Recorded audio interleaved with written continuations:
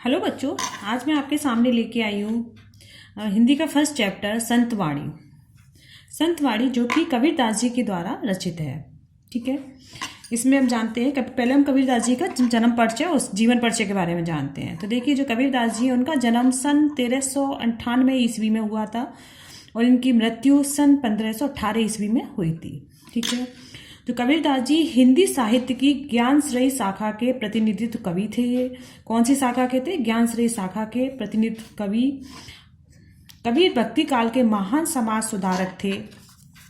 उन्होंने समाज में व्याप्त छुआछूत, धार्मिक आडंबर, ऊंच नीच एवं बहुदेववाद का कड़ा विरोध करते हुए आत्मबल सर्वभूतेषु के मूल्यों को स्थापित किया था। ठीक है, कबीर की प्रतिभा में अवाध गति व तेज था। उन्हें पहले समाज सुधारक, बाद में कवि कहा जाता है। पहले क्या कहा जाता है? उन्हें समाज सुधारक और बाद में कवि कहा जाता है।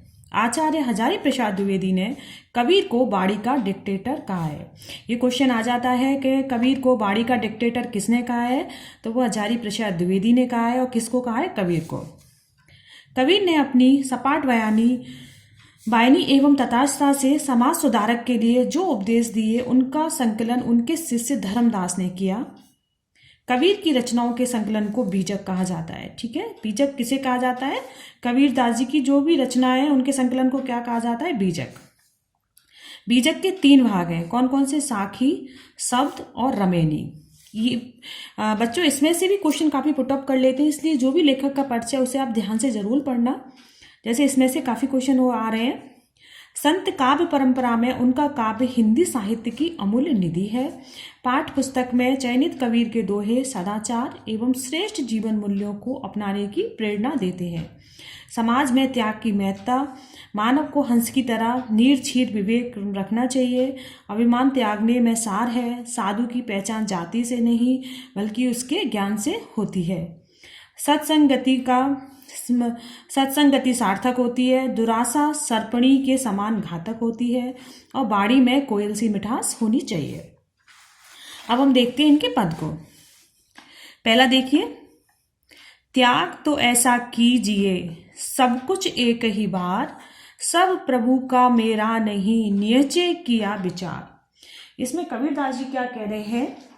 कबीरदास जी कहते हैं कि अगर त्याग करना है, इसमें कबीरदास जी त्याग की महत्वता को बताते हुए कहते हैं कि अगर त्याग करना है तो बस ये सोच के बस एक बार में ही सारा त्याग कर देना चाहिए। ये नहीं कि त्याग करते समय मन में ऐसा हो कि करें या नहीं करें। नहीं, जब आपने एक बार निश्चय बना लिया कि हमें ये त्याग करना है तो उसका त्याग तुरंत पूरी निष्ठा के साथ एक बार में ही कर देना चाहिए। सब प्रभु का मेरा नहीं निश्चय किया विचार। निश्चय माने निश्चय, और इस विचार का निश्चय करते हुए कि जो कुछ भी मेरे पास है, इस संसार में मुझे जो कुछ प्राप्त हुआ है वो सब ईश्वर का है, मेरा कुछ भी नहीं है। यह विचार करते हुए सब कुछ ईश्वर को समर्पित करते हुए सारा त्याग कर देना चाहिए। ठीक है, नेक्स्ट देखते हैं। सुनिए गुड़ की वार्ता, औगुन लीजे नाही, हंस छीर को गहत है, नीर सो त्यागे चाही। इसमें देखिए, गुण का मतलब होता है गुण। ठीक है, वार्ता मीन्स क्या होता है? महिमा। अवगुण मतलब होता है अवगुण। लीजे माने लेना, नाही माने नहीं। हंस छीर माने क्या होता है? दूध। गहत माने ग्रहण करना। और नीर का मतलब होता है पानी। ठीक है, पानी या जल। अब इसका अर्थ देखते हैं। सुनिए गुण की वार्ता, इसमें कबीरदास जी कहते हैं कि कबीरदास जी कहते हैं कि हमें गुण अथवा अच्छाई को हमें सुनना चाहिए। गुण या अच्छाई, इसमें कबीरदास जी कहते हैं कि हमें गुण या अच्छाई की महिमा को, जो उसकी बात है उसको हमें सुननी चाहिए और उसमें से हमें अच्छी अच्छी बातें हमें सीखनी चाहिए। अवगुण लीजिए नहीं, और हमें अवगुणों को ग्रहण नहीं करना चाहिए। ठीक है, अवगुण माने अवगुण, हमें अवगुणों को नहीं लेना चाहिए। तो इसका कहने का अर्थ क्या है कि हमें जो गुणों की वार्ता है, गुणों की महिमा है, उसको हमें स्वीकार करना चाहिए, जबकि हमें अवगुण, जो उसके अवगुण है, उनको हमें नहीं ग्रहण करने चाहिए। जिस प्रकार हंस क्षीर को गहत है, जिस प्रकार हंस क्षीर माने दूध को ग्रहण कर लेता है और नीर सो त्यागे जाइयो पानी को छोड़ देता है, उसी प्रकार मनुष्य को समाज में से अच्छी बातों को या अच्छाई को ग्रहण करना चाहिए और बुराई को उसे छोड़ देना चाहिए। नेक्स्ट देखते हैं। छोड़े जब अभिमान को सुखी भया सब जीव, भावे कोई कछु कहे मेरे हिय निज पीव। इसमें क्या कहते हैं कबीरदास जी? छोड़े जब अभिमान को सुखी भया जब सब जीव। इसमें कहते हैं कि जीव जब ही सुख हो सकता है जब वो अभिमान को छोड़ देता है। ठीक है, जो मनुष्य है वो अभिमान का त्याग करने के पश्चात ही सुखी जीवन व्यतीत कर सकता है तथा खुद को सुखी महसूस कर सकता है, क्योंकि जब तक उसके अंदर अभिमान है तो वो कभी भी खुश नहीं रह सकता है। इसलिए सबसे पहले किसका त्याग करना चाहिए? अभिमान को। अगर हमें खुश रहना है तो अभिमान का त्याग करना चाहिए। भावे कछु कहे मेरे हिय निज पीव, और चाहे हम मुझे कुछ नहीं, इसमें कहते हैं कि कोई चाहे कुछ भी कहे, लेकिन मेरे हृदय में किसका निवास है? ईश्वर का निवास है। ठीक है, और ईश्वर का निवास कब होगा? जब हमारे हृदय में अभिमान नहीं होगा। अगर हम चाहते हैं कि हमारे हृदय में ईश्वर का निवास हो तो हमें सबसे पहले किसका त्याग करना चाहिए? अभिमान का।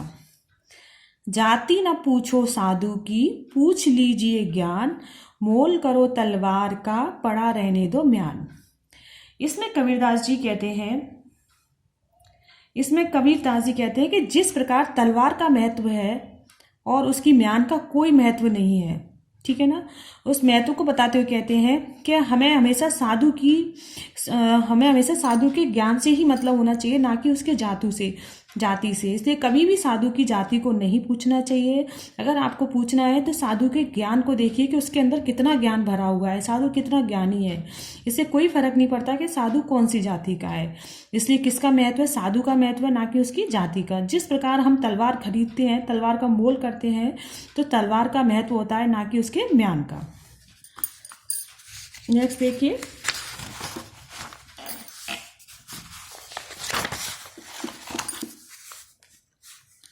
संगत कीजे साधु की कभी न निष्फल होए, लोहा पारस परसते सो भी कंचन होए। इसमें कबीरदास जी कहते हैं कि अगर आपको संगति करनी है तो साधु यानी कि सत्संगति कीजिए, क्योंकि अगर आप साधु की संगति में रहोगे, आप सत्संगति में रहोगे तो आपका विकास होगा और वो आपकी संगति कभी भी निष्फल यानी कि व्यर्थ नहीं जाएगी। आपको कुछ अच्छा ही, आपके जीवन में कुछ ना कुछ अच्छा ही करके जाएगी। जिस प्रकार लोहा पारस परस, या पारस का मतलब होता है पारस मणि और परस माने होता है स्पर्श करना। जिस प्रकार जो पारस मणि है लोहा को स्पर्श करती है, तो लोहा पारस मणि के स्पर्श होने पर क्या बन जाता है? कंचन। कंचन मतलब सोना बन जाता है। उसी प्रकार कितना भी निर्गुण व्यक्ति हो, अगर वो साधु की संगति में या सत्संगति में होता है तो उसका जीवन भी स्वर्ण के समान कैसा हो जाता है? कंचन। मारिए आशा असापनी जिन डसिया संसार, ताकि औसत तोष है ये गुरु मंत्र विचार। मारिए, इसमें कबीरदास जी कहते हैं आशा माने इच्छा, सांपनी माने सर्प रूपी। ठीक है, इसमें कबीरदास जी कह रहे हैं कि आप अपनी सर्प रूपी जो इच्छाएं हैं उनको खत्म कर दीजिए। मारिए माने उनको समाप्त कर दीजिए, क्योंकि जो आशा, जिस प्रकार सर्प अपने फन को उठाता है बार बार, उसी प्रकार अगर ये इच्छा बार बार उठेंगी तो ये आपको ये बिल्कुल खत्म कर देंगी, क्योंकि इच्छा कभी किसी की पूरी नहीं होती है। तो कबीरदास जी कहते हैं कि अगर आपको अपना विकास करना है, आप चाहते हो समाज में ऊपर उठें, कुछ अच्छा करें, तो सबसे पहले आपको अपनी जो सर्पणी रूपी इच्छा है उसको मारिए, क्योंकि सर्पणी रूपी इच्छा ने पूरे संसार को डस रखा है। ठीक है, सारा संसार को इसने डस लिया है, ताकि औसत तोष, और इसका एकमात्र औषधि क्या बताइए कबीरदास जी ने? संतोष। तोष माने संतोष। ठीक है, अगर ये क्वेश्चन आ जाए कि सर्पणी रूपी जो इच्छा की जो औषधि क्या बताइए, वो संतोष है। और यह है गुरु मंत्र विचार। और कहते हैं कि आप इस गुरु मंत्र को अपने मन में विचार करके इसकी औषधि क्या बताइए? संतोष बताइए। इसको धारण कीजिए, जब ये इच्छा खत्म हो सकती है। कागा काको धन हरे, कोयल काको देत, मीठा शब्द सुनाए के जग अपनो करी लेत। अब इसमें कवि बाड़ी की महत्वता को बताते हुए कहते हैं कि कागा काको धन हरे। कागा मतलब कौवा, कि कौवा काको माने किसका, हरे माने हरण करता है या लेता है। तो कह रहे हैं कि कौवा किसका धन लेता है, किसका धन चुराता है, किसका धन हरण करता है। और कोयल काको देत, और कोयल किसको धन देती है। मीठा शब्द सुनाए के जग अपनो कर लेत, लेकिन कोयल अपना मीठा शब्द सुना के सबको अपनी तरफ आकर्षित कर लेती है, जबकि कौवा की काव काव काव काव सुनकर लोग उसको पत्थर मारकर उसे क्या कर देते हैं, भगा देते हैं। ठीक है, इसमें वाणी की महत्वता बताई है। ठीक है बच्चों, आगे आप और वीडियो देखने के लिए मेरे चैनल को सब्सक्राइब जरूर कीजिए, और फिर मैं इसको लास्ट में आपके इसके क्वेश्चन आंसर भी करा दूंगी। धन्यवाद।